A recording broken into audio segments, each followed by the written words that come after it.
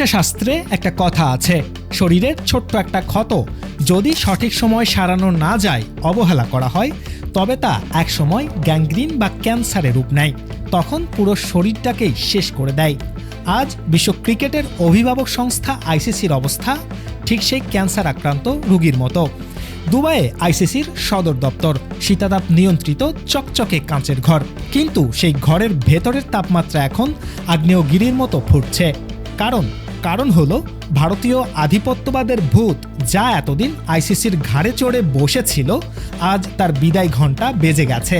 আর এই ঘণ্টার দড়িটা প্রথম ধরে টান দিয়েছে বাংলাদেশ। ঘটনাটা খুব সাধারণ হতে পারত, খুব সহজেই ম্যানেজ করা যেত, কিন্তু বিসিসিআইয়ের অহংকার আর আইসিসির মেরুদণ্ডহীনতা একটা সামান্য ডিএসএলআর কাঠিকে দাবানলে পরিণত করেছে। আইপিএল থেকে মোস্তাফিজুর রহমানকে বের করে দেওয়ার সেই অপমান আজ বিশ্ব ক্রিকেটে এক মহাবিদ্রোহের জন্ম দিয়েছে। বাংলাদেশ বিশ্বকাপ বয়কট করেছে, পাকিস্তান ভারতের সাথে খেলবে না বলে সাফ জানিয়ে দিয়েছে। ডক্টর ইউনূস সরকারের নেতৃত্বে বাংলাদেশ দেখিয়ে দিয়েছে আত্মসম্মান বিকিয়ে দিয়ে ক্রিকেট খেলা যায় না।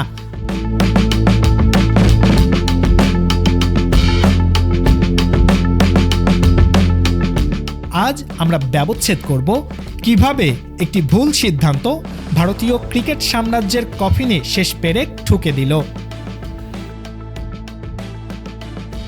ফিরে যায় ৩রা জানুয়ারি, কলকাতা নাইট রাইডার্স বা কেকেআরের ক্যাম্প। মোস্তাফিজুর রহমান তখনও জানেন না তার জন্য কি অপেক্ষা করছে। হঠাৎ বিসিসিআইয়ের নির্দেশ, তাকে দল থেকে ছেঁটে ফেলা হলো। কারণ হিসেবে দেখানো হলো নিরাপত্তা ঝুঁকি।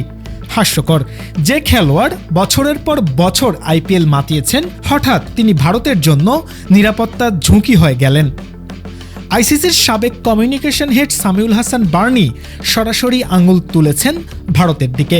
তিনি বলেছেন, ক্রিকেট সংগঠকরা যদি একটু সতর্ক হতেন, গোপনীয়তা বজায় রেখে ফ্র্যাঞ্চাইজিকে বলতেন মোস্তাফিজকে ছেড়ে দিতে, তবে কেউ জানতো না। কিন্তু ভারত চেয়েছিল বাংলাদেশকে অপমান করতে। প্রকাশ্যে এমন বিবৃতি দেওয়া হলো, যা ছিল কূটকৌশল। কিন্তু ভারত জানতো না 2026 সালের বাংলাদেশ আর আগের বাংলাদেশ নেই। ডক্টর ইউনূস সরকার এই অপমান মুখ বুঝে সহ্য করেনি।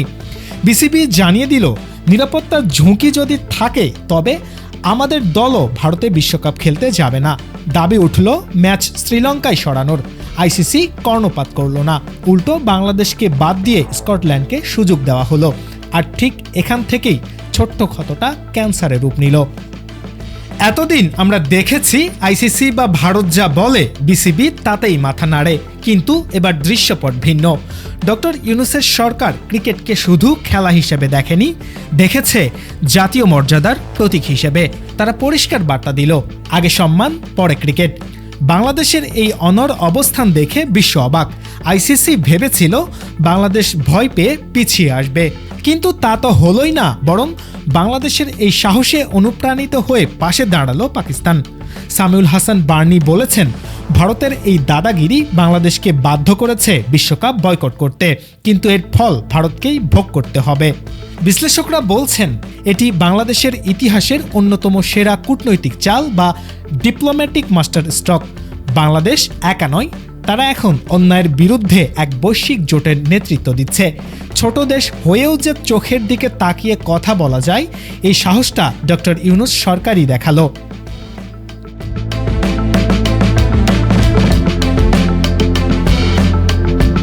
গল্পের মোড় ঘুরে গেল তখনই, যখন পাকিস্তান ক্রিকেট বোর্ড দৃশ্যপটে এলো। পিসিবির চেয়ারম্যান মহসিন নকভি আইসিসির কাছে একটি মেল পাঠালেন। সেই মেইলে ছিল আইসিসির দ্বৈত ভূমিকা বা ডাবল স্ট্যান্ডার্ডের কড়া সমালোচনা। বার্নি, যিনি দীর্ঘদিন আইসিসির অন্দরমহলে কাজ করেছেন, তিনি ভেতরের খবর ফাঁস করলেন। তিনি বললেন, 2024 সালের নভেম্বরে ভারত সরকার পাকিস্তানে দল পাঠাতে চায়নি, আইসিসি সেটা মেনে নিয়েছিল। কিন্তু 2026 সালে যখন বাংলাদেশ নিরাপত্তার কারণে ভারতে যেতে চাইল না, তখন আইসিসি বাংলাদেশকে বাদ দিল। কেন এই দ্বিমুখী নীতি? পাকিস্তান সাফ জানিয়ে দিল, বাংলাদেশ নেই তো আমরাও ভারতের সাথে খেলব না। চিরপ্রতিদ্বন্দ্বী ভারতের বিপক্ষে হাই ভোল্টেজ ম্যাচ বয়কট। ভাবা যায়? এটা শুধু ম্যাচ বয়কট নয়, এটা আইসিসির হাজার কোটি টাকার বাণিজ্যে লাথি মারা। বার্নি মনে করেন পাকিস্তান সরকার সব দিক বিবেচনা করেই বিশেষজ্ঞদের পরামর্শ নিয়েই এই কঠিন সিদ্ধান্ত নিয়েছে, কারণ পিঠ যখন দেয়ালে ঠেকে যায় তখন আর হারানোর কিছু থাকে না।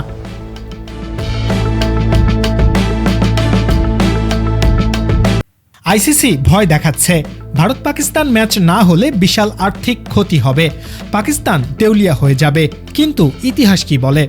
সামিউল হাসান বার্নি পরিসংখ্যান দিয়ে দেখিয়ে দিলেন, গত ২০ বছর ধরে ভারতের সাথে কোনো দ্বিপাক্ষিক সিরিজ খেলে না পাকিস্তান।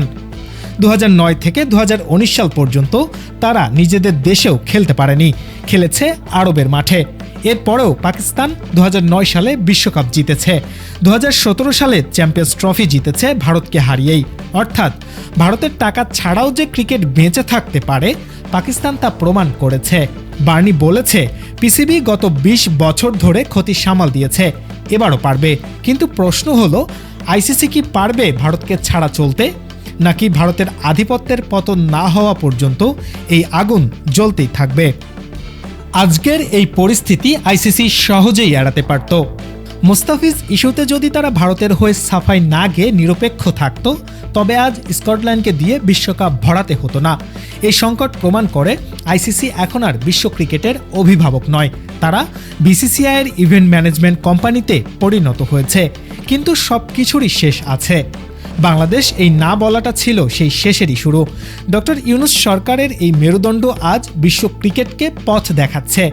পাকিস্তান পাশে দাঁড়িয়েছে, কাল হয়তো আরও অনেকেই দাঁড়াবে।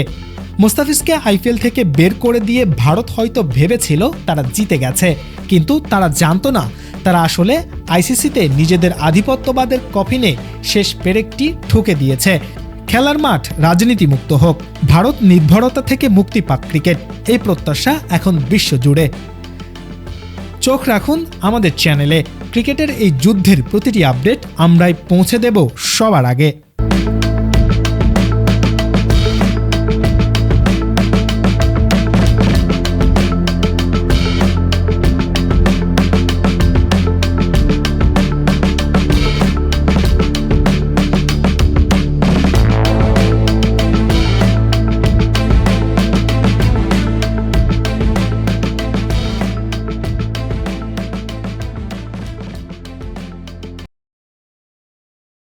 এতক্ষণ দেখছিলেন ইকো অফ বাংলাদেশ। প্রতিদিনের এমন নিউজ আপডেট পেতে সাবস্ক্রাইব করুন আমাদের চ্যানেল, সেই সাথে অন করে রাখুন বেল আইকন।